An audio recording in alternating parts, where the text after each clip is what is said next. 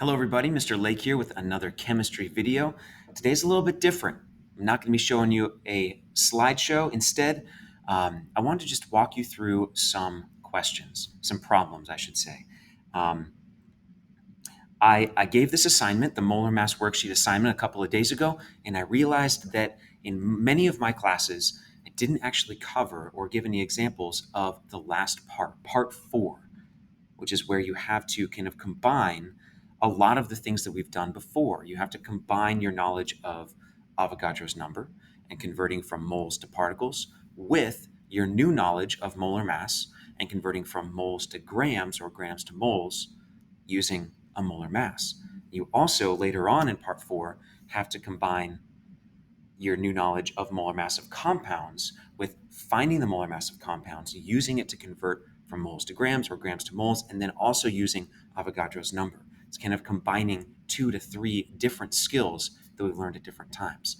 And so I thought that it would maybe be kind of me, or possibly just the good teacher thing for me to do, to actually instruct you on how to do this and walk you through a couple of examples. So today I am just going to be walking you through a couple of problems on part 4 of the molar mass assignment. So you can follow along with me. After I do the first one, I'll probably tell you what one I'm going to do next and then pause and let you pause the video and work on it and give it a try yourself before I walk through it with you. So let's get started. Let's just start with number 24, the first problem on part 4. I'm going to make this a little bit bigger. Yeah. All right. I'll give myself a little bit more space as well. Okay, so let's do this in orange. What would be the mass in grams of 2.80 times 10 to the ninth atoms of gold? So we know that we have 2.80 times 10 to the ninth atoms of gold, which is AU. We want to achieve the goal of figuring out how many grams of gold that is. So we're going to set up a conversion box, as always. Whoop, that's a little messy, but it'll do. And we're going to write what we know over here to the left. I'm going to give myself lots of space because I know myself and I know I'm going to run out of space. 2.80 times 10 to the ninth atoms. AU. Oh, I still ran out. Okay, so that's what we know. And I know it's confusing for some people, so remember that this number is just over 1. You can put a 1 in that space if it helps you to know that that space has something in it. So that's what we know. Let me back up for a second. We're going to end up needing to do a couple of different steps here because just knowing what the skills you have and what you can do, you might be thinking, well, there's not going to be any conversion factor that converts directly from atoms to grams. And you are absolutely correct. We're going to have to convert to moles first.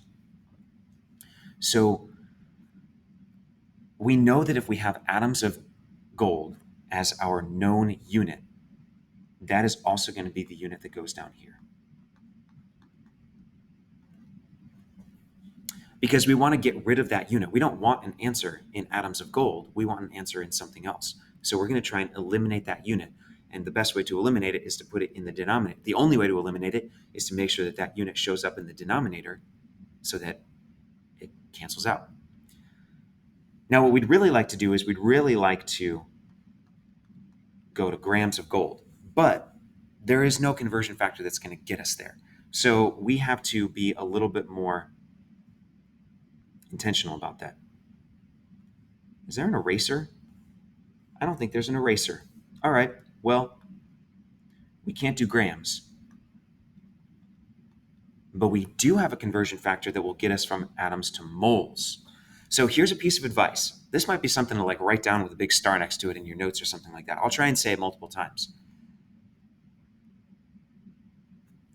Our dimensional analysis problems are going to get more and more complicated. We're going to get into something called stoichiometry, which is going to add a whole nother layer to this and make it like suddenly much more complicated. But my basic advice for you is if you don't know where to go or you don't know exactly how to start, you're not sure what the first step is, get to moles. Always convert to moles. If you kind of look at a roadmap of all the different places that you can go with dimensional analysis and chemistry, the mole is at the center of the map, and everything else kind of spikes off from there, right? So if you want to know atoms, you can figure that out from moles. If you want to know grams, you can figure that out from moles. In stoichiometry, if you want to know, well, I won't get into it, but you can figure out what you need from moles. So always convert to moles. That is my advice. Even if you don't know what to do, default to converting to moles. So we're going to go to moles. And we know through Avogadro's number that 1 mole is equal to 6.02 times 10 to the 23rd particles, which in this case is atoms of gold. Now we could stop and we could say, we could put an equal sign over here and we could calculate by taking 2.80 times 10 to the 9th times 1 divided by 6.02 times 10 to the 23rd, and we get a number of moles.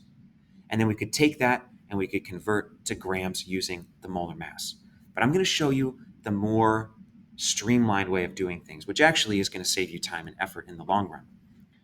What we would end up doing if we did this in 2 steps is we'd end up getting a number of moles and then starting a whole new box with the number of moles and the new conversion factor next to it. Instead, what we can do is we can just add another conversion factor onto this thing.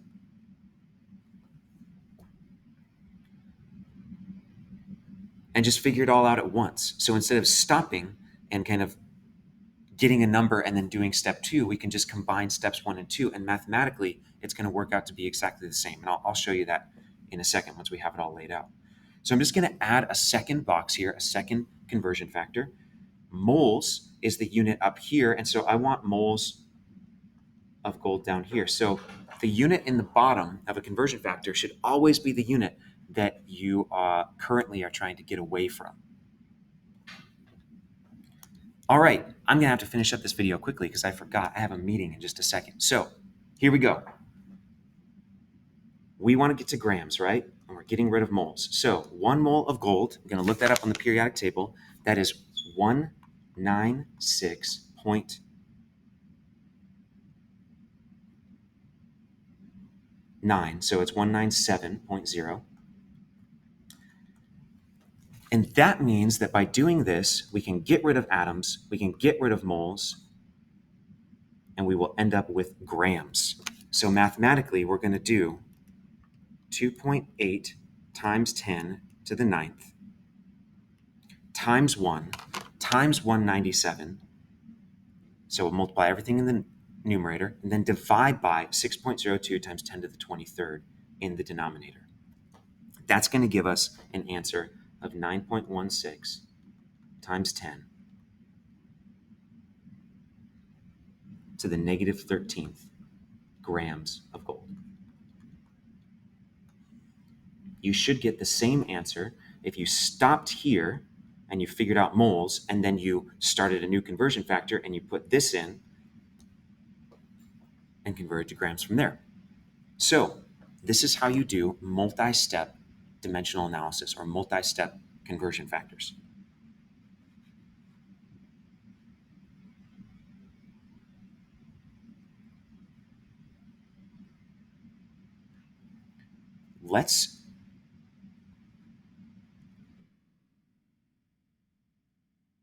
I don't have time to show you another example, but let me show you how to set one up.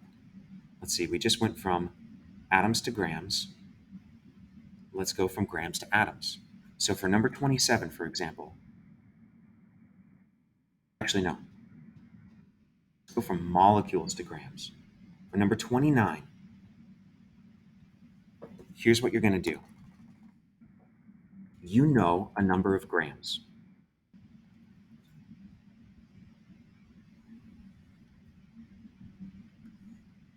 So you're going to start with what you know.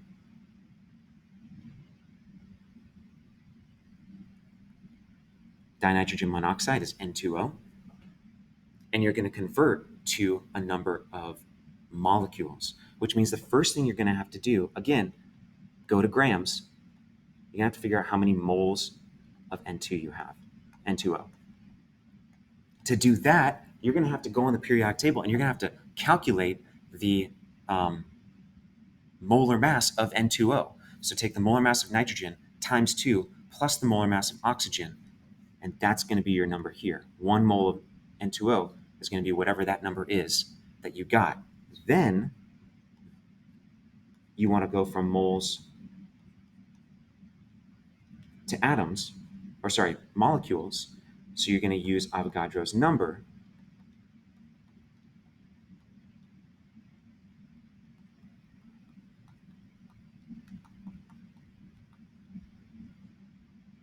to finish it up.